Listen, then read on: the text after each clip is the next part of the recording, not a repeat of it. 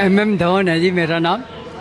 और आपका नाम देखते ही मैं कॉफ़ी होम में आया हुआ था, तो आपको देखते ही मेरा जो है ब्लड इतना सर्कुलेट करने लग गया। ज़्यादा मत सर्कुलेट हो जाओ। तो मैं अपनी गुड विशेस देने आया हूँ आपके लिए। और आपका चैनल निष्पक्ष जो है न्यूज़ देता है और कोशिश करते हैं। अच्छा अंकल, छोड़िए चैनल और हमारी बात, पहले आप बताइए कि आप क्या करते थे? मैं रिटायर्ड हूँ जी। कब? रिटायर्ड बैंकर हूँ। मैं 2009 में रिटायर हो गया था। और अब जो है रिटायर्ड लाइफ है, तो प्रभु का नाम लेते हैं, सबके लिए भला मांगते हैं, सबके लिए गुड विशेस चाहते हैं। और आप दिल्ली के किस इलाके में रहते हैं? दिल्ली में से बहुत देखता हूँ मैं आपको सर। कहाँ से आए? उज्जैन। ओहो हो, अच्छा। आपको बहुत लाइक करता हूँ। अरे बहुत शुक्रिया। हाँ तो बताइए अंकल। पटेल नगर में रहते हैं। अच्छा, पटेल नगर में भी लड़ाई तगड़ी थी। इसमें कोई शक नहीं। तो अब तो जो है बीजेपी ने जो वादे करे हैं, हम आशा करते हैं कि वो बहुत जल्दी इम्प्लीमेंट करेंगे इन वादों को और दिल्ली का कल्याण होगा। आप मानते हैं कि 10 साल में केजरीवाल ने दिल्ली को बेकार किया है या अच्छा किया? टू सम एक्सटेंट जो वो कहते हैं भाई मैं करना चाहता हूँ, LG साहब करने नहीं देते, तो उसके लिए जनता तो दुविधा में रहती है। तो इसके लिए जो है वो बेटर जानते हैं या LG साहब ज़्यादा बेटर जानते हैं कि किसके लिए वेलफेयर अच्छा होना चाहिए।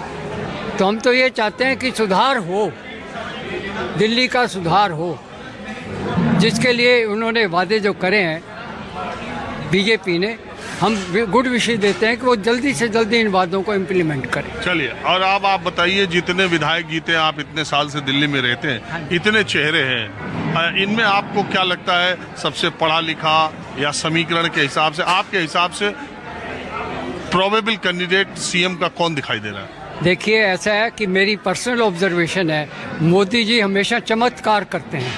तो मेरी ऑब्जर्वेशन में चौंकाने वाला आई मीन तो चुकाने वाला, मुझे लगता है कि सीएम जो है वो अपनी मर्जी से बिठाएंगे और उनके आगे जो है वो जो चलाएंगे वो बात चलेगी। सीएम जो है, इनमें से जितने भी चेहरे हैं मैं गुड विशेस देता हूँ, सब ठीक है, मगर मोदी जी जो है ना वो जो है अपना ही कैंडिडेट रखेंगे। तो इसका मतलब किसी पर आप दांव नहीं लगा रहे? दांव तो देखिए जी MP हैं, बाकी ऐसी कोई काबिल आदमियों की कोई कमी नहीं है।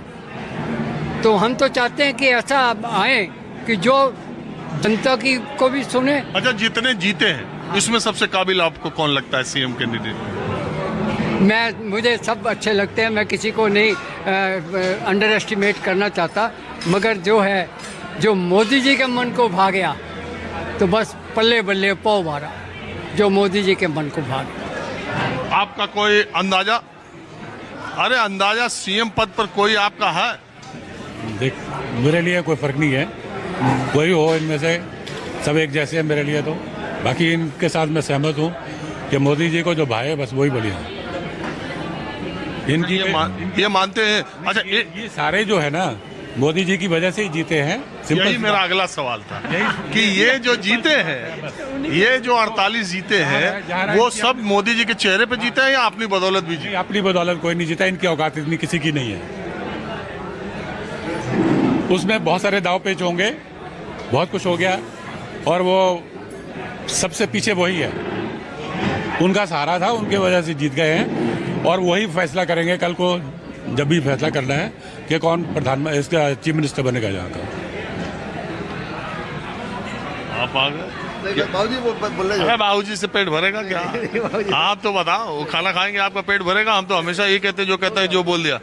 मैं सिर्फ एक बात पूछ रहा हूँ कि ये जो 48 विधायक जीते हैं, दिल्ली की जनता या आम आदमी, आम जनता या आप जैसे यहाँ बैठे लोग हैं, क्या गुड़ा भाग लगा रहे हैं कि इसमें से कौन आदमी ऐसा है जो सीएम कैंडिडेट का सबसे उपयुक्त उम्मीदवार आपके हिसाब से? उसकी नॉलेज नहीं है, उसकी नॉलेज नहीं है किसको बनाए कीजिए।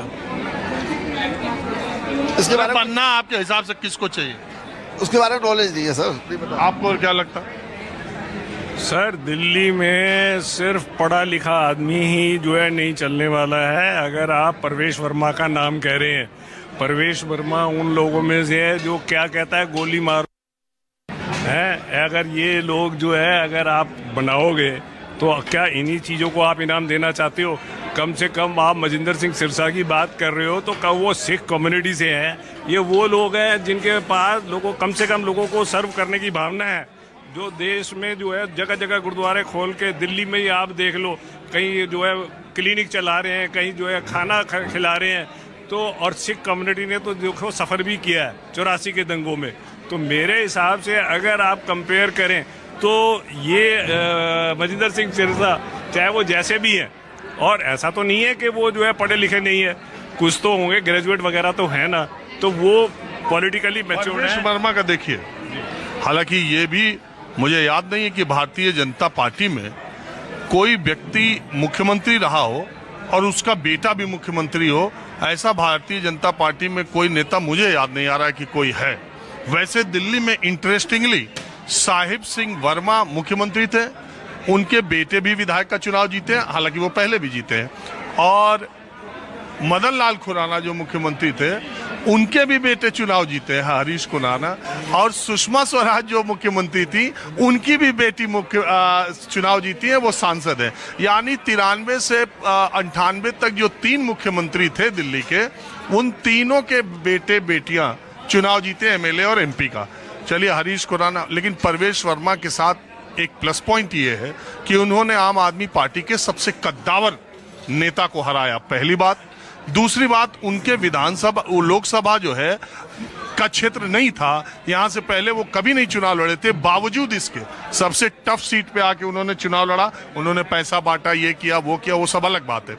तीसरी जो बात इंपॉर्टेंट उनके पक्ष में जाती है वो ये कि बाहरी दिल्ली के इलाके से, जिनको दिल्ली का मूल निवासी कहते हैं, उससे साहिब सिंह वर्मा के बाद कोई दिल्ली का मुख्यमंत्री नहीं बना। शीला दीक्षित बनी, मदन लाल खुराना बने, सुषमा स्वराज बनी, अरविंद केजरीवाल बने, ये सब दिल्ली के मूल निवासी नहीं थे।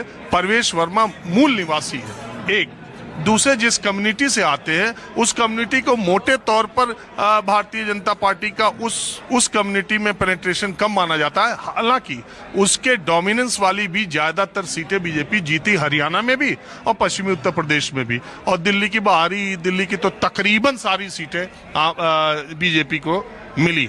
ये उनके पक्ष में जाता है। सिरसा के पक्ष में ये जाता है कि वो सिख कम्युनिटी से आते हैं, सिखों का प्रभाव है, पंजाब में अपनी जड़ें जमाने की कोशिश बीजेपी कर रही है। और दूसरी बात यह है कि आज तक दिल्ली का कोई मुख्यमंत्री सिख नहीं बना है, एक बात उनकी भी है।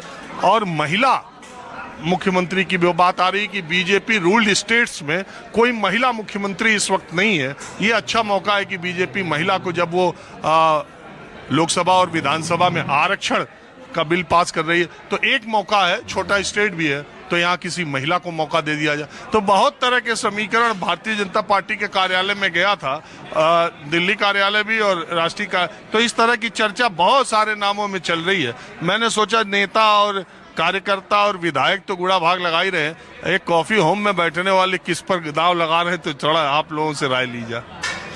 देखिए सर, अगर महिला को लाते हैं आगे तो ये तो एक वेलकम स्टेप होगा, क्योंकि महिलाएं जो है वो ज़्यादा समाज में अगर कोई पिसता है तो वो जो है बड़ी संख्या महिलाओं की है, और खासकर जो है वो नीचे वाली महिला है, मिडिल क्लास की है, इनको तो सबसे ज़्यादा पिसना पड़ता है। इनकी दुख तकलीफें कोई सुनने वाला ही नहीं है। आप देखो घर में जो है मशीन की तरह सुबह चालू हो जाती हैं और रात तक। मैं भी खुद ऐसा, वाइफ की कितनी भी तबीयत खराब हो, मेरे को एहसास ही नहीं होता, फिर भी मैं कहता हूँ चाय पिला देना मेरे को, फलानी चीज पकड़ा देना मेरे को। तो आप गलत कर रहे हैं जी, गलत कर रहे हैं। दुनिया बदल चुकी है, और दुनिया बदल चुकी है, मैं गलत कर रहा हूँ। तो अगर आप बीजेपी किसी महिला को लाके उसको चीफ मिनिस्टर बनाती है तो उसका तो हम बिल्कुल स्वागत करेंगे। और मरिंदर सिंह सिरसा के लिए सॉफ्ट कॉर्नर इसीलिए है कि भाई वो सिख कम्युनिटी से है। उन लोगों ने 84 के दंगे में बहुत। आपको परवेश वर्मा से क्या दिक्कत है? परवेश वर्मा से जो है, जो आदमी ये कह सकता है गोली मारो, तो वो क्या मतलब आदमी होगा, आप समझिए ना। अरे जनता ने, एक बात सुनो, 2 बार विधायक, 2 बार एमपी और फिर केजरीवाल को हराए। जनता से जीता हुआ आदमी के, देखिए भाई, मैं ये मानता हूँ कि चुनाव से पहले अलग बात है, चुनाव के नतीजे आने के बाद जो जीता वो सिकंदर, इतने बड़े नेता को हराया है, तो उनका दावा नहीं बनता। सर मेरे लेकिन सर भाषा को तो इस्तेमाल सही करना चाहिए ना। जो आप बोलते हो वो तो आपकी भाषा सही होनी चाहिए ताकि अप्रिशिएट करे आपको। जैसे क्या नारो बोला। देखिए रमेश बिधूड़ी ने संसद में क्या बयान दिया था, उसके बावजूद उनको सिटिंग चीफ मिनिस्टर के खिलाफ टिकट दिया ना भारतीय जनता पार्टी ने।